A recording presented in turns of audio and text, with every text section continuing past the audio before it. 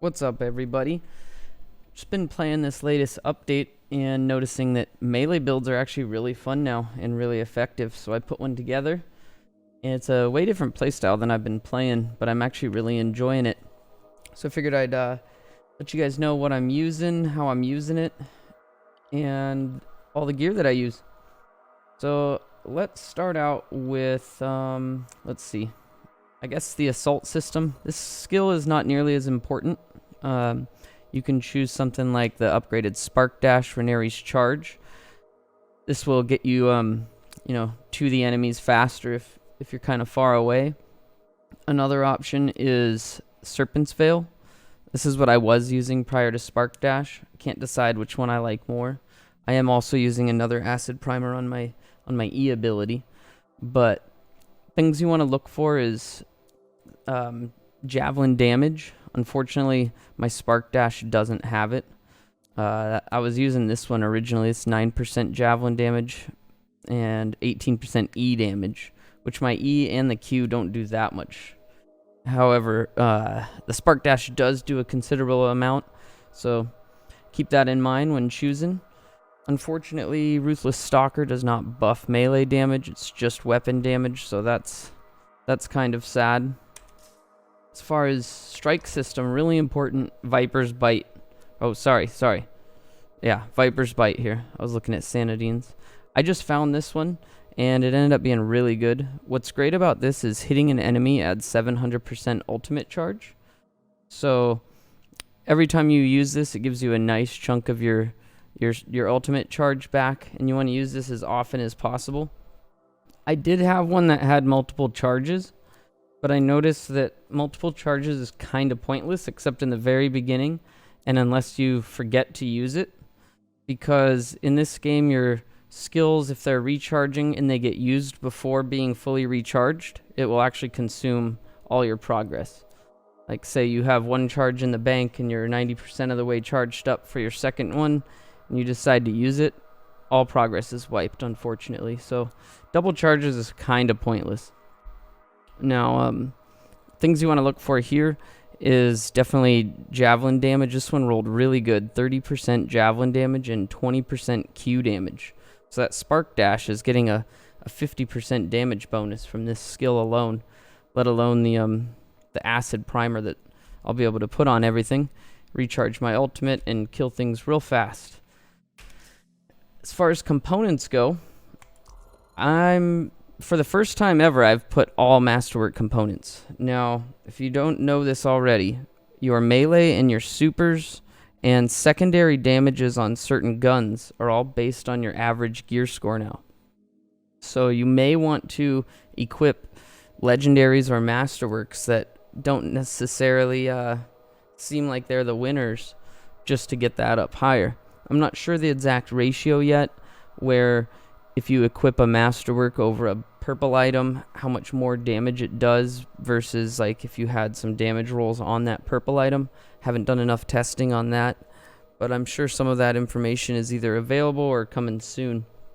Like this one here, this isn't very important for this build, but it's a legendary component. It's my only legendary component, and that's really the only reason I'm using it, as well as it helps me get to the 90 luck that I prefer to run on my builds. This one has 40 luck on it. Any Q hit increases E damage by 50%. Obviously, that's not important. So this could be replaced with anything, honestly. Now, this one here is actually really good. This one, Way of Resolve, increases Interceptor melee damage by 10%. Dashing increases melee damage by 4%.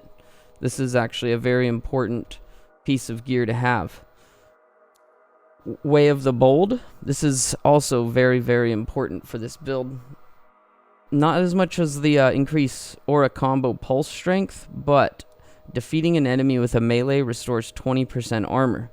Because of that, rather than stacking shields, this build stacks armor anywhere possible. What happens is, once you're melee and stuff, you'll lose your shields. If you have more armor, each time you kill them, you're restoring a percentage of that armor. So the more you have, the more you're actually going to gain back each time you kill. It scales based on your total armor. So stats you're going to want to find will be increased armor. on components that you can. This is another one that I use, Vengeance Matrix. This one lets you deal 50% more damage, and on low health, all damage is increased by 25% for 5 seconds. It's not a bad skill. I also have ultimate speed on it, so that's pretty nice. Ultimate speed is another good stat to have on this, because now our ultimate is very, very powerful. This is a new one. It's a universal component. This started dropping on the patch, and it's actually really good with the ultimates. It increases your ultimate gear damage by 30% of base, which is a nice chunk, and your ultimate refills instantly when your armor is critically damaged. I believe that's when you like start flashing red or something like that. That can only occur every 120 seconds, but it's nice that you can get a super off. Like, say you just use your super and a new enemy wave spawns and you really want to use it again, you can purposely take a little bit of damage and cause your super to go off, pop it, now you're full health and invincible, and can go melt everything down. It's a really good component. The other one I use here is the conductive lettuce, and I used to always complain about finding these, but now I'm actually using it. I found so many. It looks like my best one though is just for luck. Again, I try to get 90 luck on my builds, but this here increases electricity damage, resistance, and gear cooldown speed. I'm not sure by how much, but it also says, this is the important part, performing a small melee hit streak detonates an electric explosion, which is a considerable amount of damage. You're going to see these purple numbers popping up when I kill things, and that's from the conductive lettuce. It's pretty good. Now, on your support system, I recommend getting something that, like, I have E-speed right now. It's up to you. You can go E-speed, you can go armor. Between those two, it's really your choice. Luck you can supplement here. Bottom slot can be luck, which is quite nice. I don't have that many. I don't actually have any armor ones. So right now I'm just doing E-speed. E is, again, real important because you want to be popping this to get your super back as fast as possible. It's on an 11-second cooldown by default, so a little bit of speed goes a long ways there. And then for weapons, this is probably your best weapon that can pair with melee. A lot of builds don't use weapons at all, and I find myself forgetting to use this quite often, the unending battle. What's nice about this is when you hit an enemy at point blank range, it increases weapon and melee damage by 110% for 5 seconds. I forget to use this more often than I should, and you also can't actually be point blank. You need to step back a little bit, so it's kind of buggy. I don't really like it that much, so you can definitely supplement this with any gun that has either a ton of armor, like I supplemented with this one. It's pretty awesome. I think for this video I'm actually just going to use this just to show you guys my armor and how much armor you get when you kill things. It's really nice. This thing is giving me 170% armor, and that is a lot, this Avenging Herald. The other stats you can go for are just straight damage. Straight damage is really, really good. The javelin damage, this one here has 25%. That'd be a really good one to use.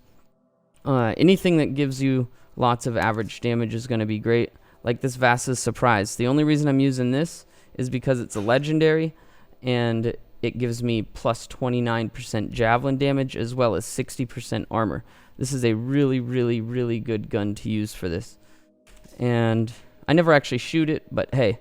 So I'm just gonna, for the video purpose, I'm just gonna use Avenging Herald. It's gonna drop my damage down a little bit. But like I said, your choice on weapons there. And I think that pretty much covers all that. You're gonna, with this build, you're just gonna wanna melee everything. Make sure you're using your E ability to get your super back, and use your super as often as possible. It's really, really strong now. So don't forget to subscribe to the channel. Stick around. I'll do some gameplay with this. And check me out live, Twitch TV/Inigo Montoya.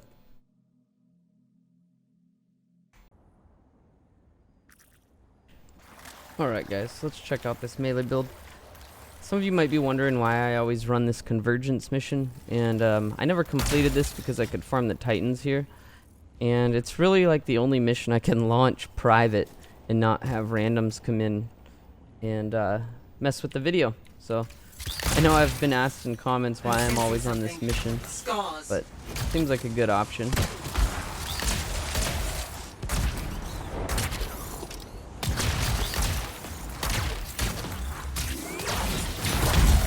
So this thing's really strong. You're gonna want to use your poisons, and then you just melee around. As you can see, I have a ton of health. Okay, let's purposely take some damage here, because I'm just wrecking these guys. Yeah, let's take some more armor damage. Just absolutely destroy these guys. Maybe these explosions will hurt. Alright, so now when I melee things, I already got my super back. You can see my health just stays up. And here, time for some melee, for some super action. This is GM1, by the way, and this just completely obliterates everything in one shot. It's ridiculous. This build is absolutely insane.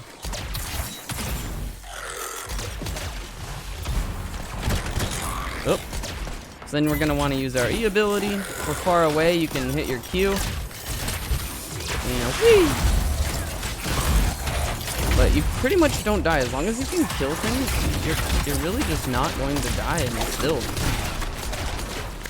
The more enemies you hit with that... See, my super's already almost full again. I really like that spark dash. It makes you do some serious damage. But this is just unbelievable amount of damage.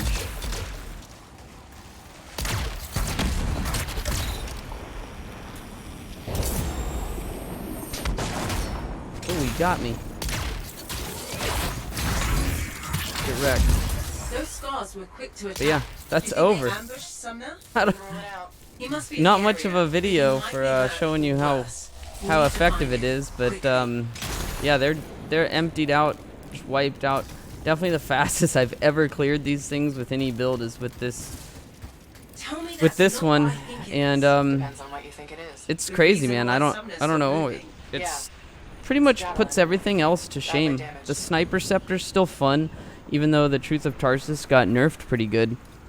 But honestly, this kills faster and feels safer because you're just getting your armor back like non-stop. It's crazy. The more armor you have, the better, so keep that in mind because it's a scaled amount. It's a percentage. So say you have, let's just say, 100 armor. When you get 20% every kill, you're only getting 20 armor back. But if you have 1,000 armor, every kill you get, you're getting 200 back.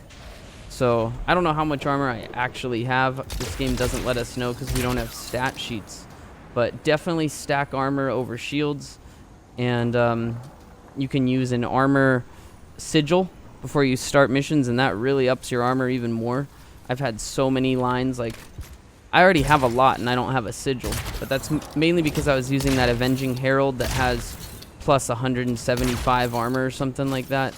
And I think I had a couple more stats. My other pistol had like plus 60, and there's definitely more room for adding armor rolls. The new Masterwork Universal components can roll it, and your support item can roll it.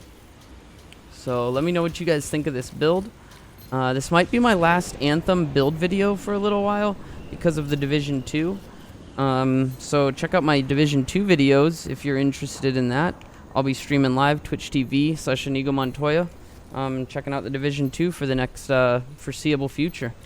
But I will be back to this game. I will be making more build videos. I hope these two games can coexist and can play one for a while, then come back to the other, play it for a while, and vice versa. But thank you guys so much, and don't forget to subscribe.